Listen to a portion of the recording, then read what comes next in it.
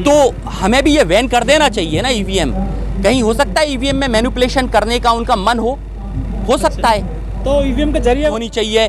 जो सरकारी संपत्तियां गई हैं, आज बेची गई हैं, उन्हें आने वाली सरकार ये कह दे एक बार खुले मन से उन्हें हम जब्त करेंगे। तो दीजिए 2006 में जिसको आपने क्या कहते हैं खराब कर दिया, जो आईएएस आईपीएस सबसे ज्यादा देता है, आज उस प्रदेश को आपने उजाड़ प्रदेश बना दिया। कोई बिहार जाना नहीं चाहता। और ऐसे कोबरा जो डसने वाले हैं उनका हम जहर निकाल कर और वहां पिंजड़े घर में भेजेंगे, जहां पर लोग इन्हें पैसे देकर देखने आएंगे। सही। ये तो वो सरकार है जो शहादतों पर वोट मांग ले। और मोदी तो इतना बड़ा नौटंकी है यार, जिसके चरणों में लोटा था ना, जिसके चरणों में लोटा था वाजपेयी के, उसको लोटों में बिकवा दिया चारों तरफ। समझ रहे हो? जिसके चरणों में लौट गया उसको लोटों में बंटवा दिया, और जिसको गले लगा लिया उसके पीछे। कैसे कह सकते हैं ऐसे पाखंडियों के विषय में? क्या कह सकते हैं? मुझे तो समझ में नहीं आता। क्योंकि क्या है, कहीं ना कहीं इसमें हमें समझना होगा, विकासशील देश यूरोप जहां पर आज ईवीएम बैन कर दी गई, क्योंकि ईवीएम मैनिपुलेट की जा सकती है। यूरोप में भी ये बैन कर देना चाहिए ना ईवीएम। कहीं हो सकता है ईवीएम में मैनिपुलेशन करने का उनका मन हो सकता है। क्यों नहीं कर सकते? क्या देवबंद इसका उदाहरण नहीं है? देवबंद में 95% मुसलमान थे, जहां से कभी आज तक जिंदगी में बीजेपी नहीं जीती, जहां से 200 से ऊपर वोट नहीं पड़े बीजेपी को, और वहां सीट एक तरफा निकल जाती है। आम आदमी ईवीएम के खिलाफ बोल रहा है बड़े आराम से, लेकिन जो आराम से नहीं, पूरे मन से। जो बड़ी पॉलिटिकल पार्टीज हैं, चाहे विपक्ष हो चाहे और विपक्षी पार्टियां हो राज्यों में, सत्ता पक्ष के अलावा, वो कहीं उनको भी वो व्यवस्था चाहिए ना। उनने मोदी जी से सीख लिया कि 70 साल की कमाई 7 वर्ष में उड़ाई। आज मोदी ने 7 वर्ष में सब उड़ा दिया। अब वो देख गए, सीख गए वो लोग भी कि सत्ता को इस तरीके से नुकसान पहुंचाया जा सकता है, क्योंकि दूसरी पार्टियों को भी इसका बेनिफिट मिलने वाला है। तो वो क्यों चाहेंगे? मैं तो कहता हूं जितनी सरकारी संपत्ति जो लोग खरीद रहे हैं उन पर भी कार्रवाई होनी चाहिए। जो सरकारी संपत्तियां गई हैं, आज बेची गई हैं, उन्हें आने वाली सरकार ये कह दे एक बार खुले मन से उन्हें हम जब्त करेंगे, तो देश की सत्ता बची आएगी, सरकार बच जाएगी, आम जनता बची आएगी। ये मैं पूरे मन से कह रहा हूं।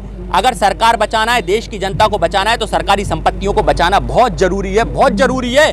क्योंकि ये चाह ये भूख के समान है, और ये भूख जब लग जाती है तब वो नारा निकल पड़ता है कि चाह तन मन को गुनाहगार बना देती है, बाग के बाग को बीमार बना देती है, भूखे पेटों को देशभक्ति सिखाने वालों, भूख इंसान को गद्दार बना देती है, गद्दार बना देती है। ये गद्दारी देश में रोजगार नहीं होगा, जब देश में रोटी नहीं होगी, जब आदमी भूखा मरेगा तो वो बागी बनेगा, वो बंदूक उठाएगा, वहाँ क्राइम बढ़ेगा। मैं फिर कहता हूँ, अगर आपको कहीं कुछ करना है तो पहले बिहार में कर दो, जहाँ पर एपीएमसी नहीं है, जहाँ पर सरकार, बिहार को 2 गुनी आय करके बताइए, और पंजाब जैसा उन्नत प्रदेश बनाकर बताइए। पंजाब में पौने 3 लाख रुपए सालाना आए हैं, और बिहार के अंदर मात्र 40,000 रुपए सालाना आए किसान की। तो पहले उसको दुरुस्त कर दीजिए 2006 में, जिसको आपने क्या कहते हैं खराब कर दिया, जो आईएएस आईपीएस सबसे ज्यादा देता है। आज उस प्रदेश को आपने उजाड़ प्रदेश बना दिया। कोई बिहार जाना नहीं चाहता। सर, जो बीजेपी के सांसद हैं सन्नी देओल, वो कहते थे कि 2.5 किलो का हाथ, ऐसे ही अब जो है बीजेपी में आ गए हैं टीएमसी के बाद से मिथुन चक्रवर्ती, और वो बीजेपी के खेमे में आ गए हैं। वो कह रहे हैं मैं कोबरा हूँ, डसेंगा यहाँ तो शमशान में चले जाए। वो डांस तो पहले से ही करते थे, अच्छे डांसर थे, लेकिन जब तक वो ममता दीदी के साथ थे अच्छे डांसर थे। लेकिन अब जब वो इनके साथ आ गए हैं, तो जिस प्लेटफॉर्म पे अब वो डांस करेंगे वो मुजरा कहलाएगा।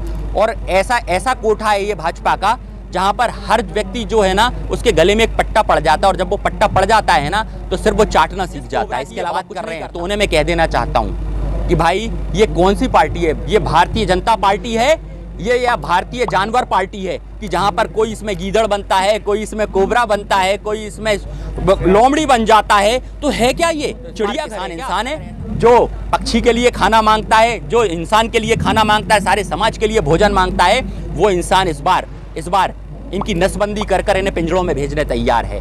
और ऐसे कोबरा जो डसने वाले हैं उनका हम जहर निकाल कर और वहां पिंजड़े घर में भेजेंगे, जहां पर लोग इन्हें पैसे देकर देखने। संगीन आरोप हैं। इसके अलावा जो उसमें जो दूसरा चिटफंड घोटाला, उसमें भी नाम है मिथुन का। क्या बचने का एक जरिया है बीजेपी में जाना मिथुन का? देखिए, जिस तरीके से बीजेपी ने न्यायपालिका है ना, पत्रकारिता, विधायिका और कार्यपालिका, जिस प्रकार से चारों स्तंभों को अपने हाथ में दुष्प्रभाव और उसका दुरुपयोग कर ये हर व्यक्ति को खरीद रही है, हर व्यक्ति पे दबाव बनाकर। मैंने कहा ना, कब तक आदमी नहीं झुकेगा यार? आदमी है, चट्टान थोड़ी है। दबाव में तो चट्टान भी गिर जाती है।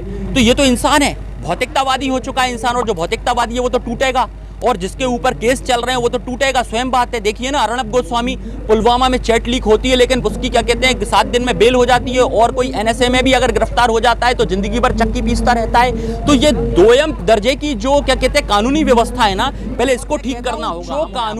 जो कानून आपकी अभिव्यक्ति व्यक्त नहीं कर सकता, वहां पर कानून की पवित्रता खत्म हो जाती है और ऐसे कानून को ना मानना ज़्यादा अच्छा है। और ये वक्त आने वाला है कि लोग देश के सुप्रीम कोर्ट के फैसलों को नकार देंगे, क्योंकि अविश्वास इतना हो गया है, हमारा विश्वास खत्म हो चुका है आज देश में चारों तरफ से।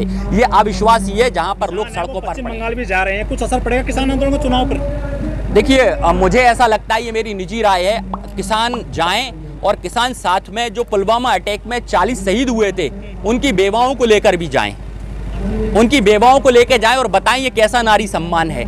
जहां पर 40 बेवाओं को आज उनका ध्यान नहीं रखा जा रहा है, उनके शहीदी के नाम पर वोट मांग लिए गए। ये तो वो सरकार है जो शहादतों पर वोट मांग ले। और मोदी तो इतना बड़ा नौटंकी है यार, जिसके चरणों में लोटा था ना, जिसके चरणों में लोटा था वाजपेयी के, उसको लोटों में बिकवा दिया, चारों चरणों में लोट गया उसको लोटों में बंटवा दिया, और जिसको गले लगा लिया उसके पीछे छुरा घोंप दिया।